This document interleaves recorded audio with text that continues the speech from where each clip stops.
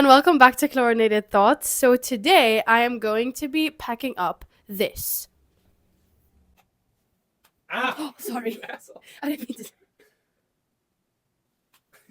I'm not gonna pack everything up because I still have a few more days in Arizona, like 20. I want to take like the wall decor off, which is gonna make me really upset. She's gonna put me in a box and then ship me off. Once she's done packing, I'm gonna. I'm gonna unpack my sophomore year while I pack up my apartment. So yeah. My boyfriend has officially left the building, so that means I can actually start to film this video, but I hope you guys loved that little introduction. That part of the video perfectly describes how my boyfriend's personality is. We are moving. I'm not gonna lie to you. Me and my roommate has left. She's packed up her room already, which is crazy. We are really paying a lot of money for where we live right now, and it is low-key not worth it, although the view will always get me. If you guys are incoming sophomores, also coming out of your sophomore year, let me know how your sophomore year went in the comments, and let me know what you've learned this sophomore year that, I don't know, enlightened you. I think it's a very different experience for everyone in college. And you always learn something different every year. I'm going to be starting off with this wall right here. A little background on this poster. I bought this poster pretty early in the year, and I thought it was really cute. Although, I feel like I could have done a better job at kind of really embodying what it says. Because it says, thousands of candles can be lit from a single candle, and the life of the candle will not be shortened. Happiness never decreases from being shared. I feel like I have been a happy girl this year, but I also feel like sometimes I didn't give myself credit for some things that I did. And that leads me to my first thing that I learned this year is sometimes expectations of things can get toxic. If you go into something having expectations, deep down you really think, okay, this is not super attainable. I feel like to some extent it can start to be toxic in a way. I think it is important to have high standards for yourself, but I don't know if you need, those expectations going into something, I also have a video about having high standards, having this standard of living is important. It can get toxic when you're kind of expecting something of yourself, and when that doesn't come true, you just get so mad at yourself. My first lesson that I learned is expectations can get toxic sometimes. First posters of the wall, it looks so empty. I don't think I'm going to take this part of my wall off yet because I really don't want my room to be super empty, and I'm a girl that gets scared pretty easily, and I don't want to feel like this room is so empty that I feel lonely and scared, because I really hate that, to be honest. I will take this off the wall and I will get into the next lesson. If you don't own a car, 100% get a bike. Guys, buying a bike this year has made my life so much easier, and I can literally put little, I don't know how you say this, trunks on the back of my bike where I can carry so many groceries. And I've literally, I think I've done countless grocery runs with my bike, and I've brought home legit enough groceries for a week, I think it's a really good investment, and I highly recommend that, not gonna lie. I installed these little shelves. I hope I don't rip the paint off of the wall while I do this. These two little bad boys are from my boyfriend. This is actually the little plushie he got when he got one of his Olympic medals.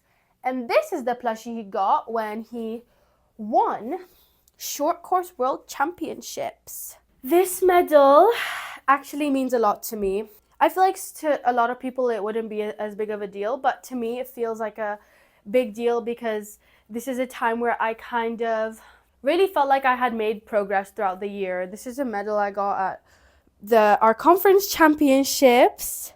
Before I went into the meet, I was like, I really want to like get a medal, and like I really have never like thought of my races that way, but I was like I want to go home with something that I can remember, that makes me feel like I did contribute into the team, and that makes me feel important. So this is a very monumental moment for me. My next lesson, it is that I think holding grudges is so stupid. It's like really not worth your time and effort. I feel like what I've learned is that at the end of the day, everyone makes mistakes, and you don't necessarily always have to agree with like everything people are doing. But then again, you don't always necessarily have to hold a grudge against people. All it really does, or from what I've experienced, all it really does is affects you at the end of the day. Like, I feel like it's kind of stupid because it just fills you with these like negative emotions when you really can be focusing on the good instead of ooh,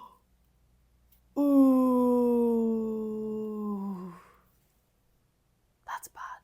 Now you guys know this is not renter friendly. Holding grudges just makes your day more complicated at the end of the day. And you could spend that time putting that negative energy into other things that are way more important in your life. It's just easier to be nice to everyone, to not judge people. It's not worth it. I'm gonna have to repaint this. I'm not gonna lie, because I'm gonna get charged a lot of money for ruining this. I took it off. Please do not look at the end result of that, because that looks horrible. The next thing is that I feel like FOMO is not real. In my opinion, I think FOMO is like kind of a stupid concept, because when you really are not in the mood to do something, you don't have to force yourself to do it, because at the end of the day, you might put the people that actually like want to be there and want to do the activity in a bad mood. So if you don't want to do something, just don't do it. I promise you, you will not regret it. Obviously, sometimes you get that feeling, you're like, oh, I wish I was there and everything. But like at the end of the day, if you really don't want to be there, like you don't have to, and I really don't think you're gonna miss out on anything that you thought you would. Next one, I really didn't think this was true until this year. Like I feel like to be friends with someone, you don't always need to stay in touch. You don't always need to be texting. And I still stand by that to this day. But I think it is a really good sign if your friends are checking in on you and you're checking in on them. I think that's a sign of a really healthy friendship. And I think that's a sign of someone in your life that really cares about you. The friends that I, from time to time, have checked in on and been like, how are you guys? And had a little phone call with them. I really feel like they're real ones. And I really feel like even from so far away, like, I don't really see them in person that much, I still feel like our friendship has like blossomed. And that's not a lot of people. I really can only name like 2 people that, I have been like kind of, talking to. I can like confidently say that those are the people that, care about me and are a true friend to me. I feel like they have taught me the importance of reaching out to them and reaching out to others, asking like, how are you? Because I want to, show that appreciation towards my friends that I don't necessarily want to lose anytime soon. I will be taking this hat off the wall, which is actually the hat that we won for our conference championships, so it's pretty cool. And I'm gonna segue into my next thing that I learned. Don't be afraid to speak up for yourself in situations. I've always been pretty good at like vocalizing how I feel about things.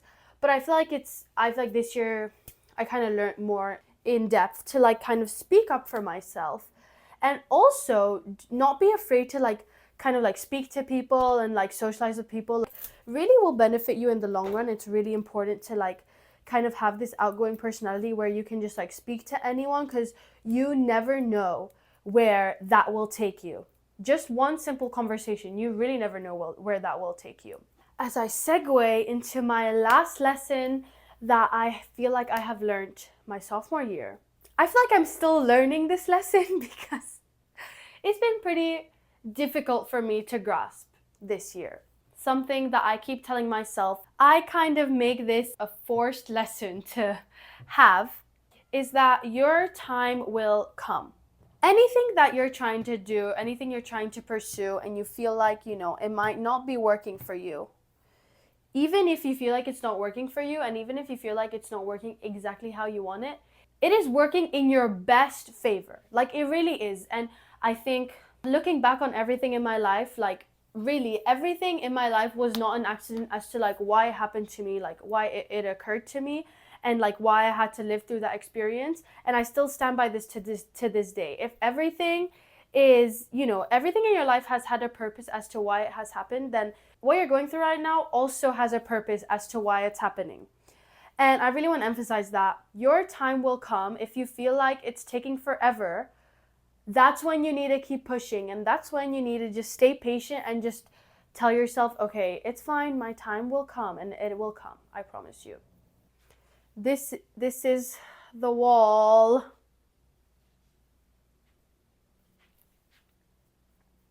That is the end of today's video. A little closing of my sophomore year in a video, so I can look back on it and you guys can learn from it. Really crazy that I'm really halfway done with college. Like, actually, like, that is crazy. But I hope you guys enjoyed this video. Make sure to like and subscribe. And as I said in the beginning of the video, comment down below what you have learned this year, whether you're in high school, whether you're in college. Love you. Bye.